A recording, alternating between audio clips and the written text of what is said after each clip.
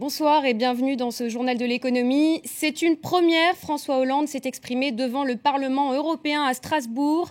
Un discours clé où il a notamment fustigé l'euro fort et appelé l'Europe à reprendre le contrôle de sa politique de change.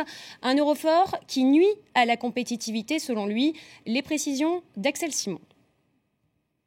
Le président français a choisi le Parlement européen pour critiquer l'euro fort. Il réclame que l'Europe définisse une véritable politique de change afin de stabiliser le cours de l'euro et de rassurer les entreprises exportatrices. Nous devons réfléchir à la place de notre monnaie, l'euro, dans le monde. Elle ne peut fluctuer selon les humeurs du marché. Une zone monétaire doit avoir une politique de change, sinon elle se voit imposer une parité qui ne correspond pas à l'état réel de son économie. En clair, pour François Hollande, il faut enrayer la récente flambée de la monnaie unique face au billet vert. L'euro est à son plus haut niveau face au dollar depuis la mi-2011. Un euro fort pénalise les exportations européennes et françaises. Elles se retrouvent moins compétitives face aux produits échangés dans d'autres devises, dollars, yuan et yen aussi. Et face à des pays qui utilisent les fluctuations de leurs devises à l'international à des fins concurrentielles. Pire, pour certains, l'appréciation de l'euro serait contre-productive. Le risque est que les effets positifs associés au crédit d'impôt pour la compétitivité et l'emploi se retrouvent quelque part annihilés par l'appréciation de l'euro. Une monnaie forte met en danger le tissu industriel local face aux entreprises étrangères. Et pour Paris, pas question de réduire à néant les efforts de compétitivité entrepris. Une approche que réfute l'Allemagne. Pour Berlin, intervenir en matière monétaire reviendrait à empiéter sur le rôle de la Banque centrale européenne. Euro fort, exportation difficile et crise dans la zone euro, c'est toute l'industrie française qui rencontre des difficultés, comme le montre une étude du cabinet Trendéo sur les fermetures d'usines. Une nouvelle année de recul avec un rythme qui s'accélère. En 2012, 266 fermetures d'usines contre seulement 166 créations. Depuis 2009, plus de 1000 usines ont mis la clé sous la porte, 1145 fermetures exactement en seulement 4 ans. Des chiffres qui illustrent bien les difficultés du secteur automobile. Chez Renault, tout d'abord, les négociations ont repris ce matin entre la direction et les syndicats. Et au même moment, des débrayages ont eu lieu dans la plupart des sites du groupe. Les salariés ne veulent pas du plan de compétitivité proposé par la direction. Celui-ci prévoit notamment des suppressions de postes et des gels de salaires.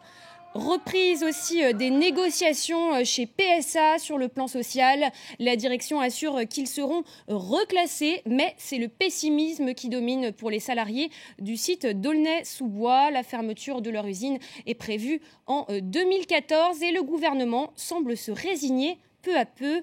Écoutez Arnaud Montebourg, le ministre du redressement productif. Il était l'invité d'RTL ce matin. Nous reconnaissons surtout que PSA a trop tardé, à dissimuler, et que la conséquence maintenant, c'est qu'on est obligé, en effet, de prendre des mesures de redressement. Alors nous avons demandé... du site d'Aulnay est inéluctable.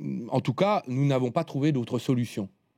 Et peut-être enfin un espoir pour les 470 salariés de la raffinerie Petroplus de Petite Couronne. Une raffinerie en liquidation judiciaire depuis 4 mois. Et ce soir, il y a 5 offres de reprise. Les précisions d'Axel Simon. 5 entreprises seraient sur les rangs pour la reprise de Petroplus et 2 d'entre elles paraissent sérieuses et financées selon le ministre du redressement productif. Une nouvelle attendue de pied ferme toute la journée par les 470 salariés de la raffinerie de Petite Couronne. Cela fait 18 mois qu'ils luttent pour sauver leurs emplois. La raffinerie a déposé son bilan il y a 1 an et a été placée en liquidation judiciaire il y a 4 mois. Et avant même que la décision ne tombe, l'État s'était dit prêt à s'engager financièrement auprès d'un repreneur potentiel.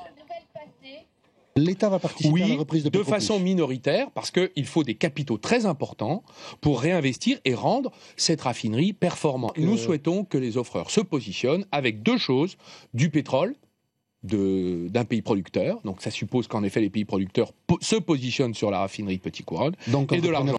Une annonce confirmée par Jean-Marc Ayrault plus tard dans la journée, à condition qu'il y ait une offre crédible. Reste maintenant au tribunal de commerce de Rouen d'évaluer la solidité des candidats en lice. Et ça va bien pour le japonais Toyota. Le premier constructeur mondial d'automobiles revoit sa prévision de bénéfices annuels à la hausse de plus de 10%. De très bonnes perspectives grâce à des ventes soutenues aux États-Unis, son premier marché, et à la baisse du yen. Un point sur les marchés maintenant. Les bourses européennes reprennent des couleurs après avoir lourdement chuté hier sur fond de tensions politiques en Espagne et en Italie. La bourse de Paris gagne 0,95%. Celle de Londres a avancé de 0,58% et celle de Francfort de 0,35%. C'est le deal du jour. Le fabricant de PC Dell va quitter la bourse. Une sortie via un rachat de plus de 24 milliards de dollars. Rachat effectué par son fondateur Michael Dell et le fonds de capital investissement Silver Lake. Microsoft est aussi partie prenante. L'objectif, c'est de redonner un avenir à l'entreprise tombée au 3e rang mondial des fabricants de PC.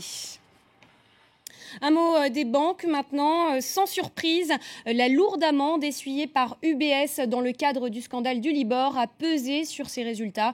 La banque suisse enregistre une perte annuelle de 2 milliards d'euros. Barclays, première banque épinglée dans ce scandale des taux interbancaires, annonce de son côté de nouvelles provisions. La banque britannique va mettre 1,15 milliard d'euros de côté afin de couvrir les réclamations de clients à qui elle a vendu abusivement des produits financiers. Et pour finir, Microsoft met le cap sur l'Afrique. Le groupe américain s'est associé avec l'équipementier chinois Huawei pour lancer sur le continent un téléphone multifonction bon marché. For Africa, c'est son nom, fonctionnera avec le nouveau logiciel d'exploitation Windows 8 et il sera disponible dès ce mois-ci dans une dizaine de pays dont l'Égypte et l'Afrique du Sud. Prix de vente environ $150. C'est la fin de ce journal. Merci de nous avoir suivis et à tout de suite pour d'autres infos sur France 24.